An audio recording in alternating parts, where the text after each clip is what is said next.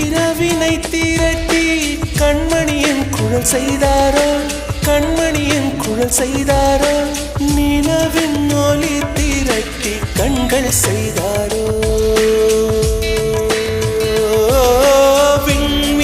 விண்மீன் கொண்டு விரலின் நகம் சமைத்து மின்னலின் கீற்றிகள் கொண்டு கைரேகை செய்தானோ.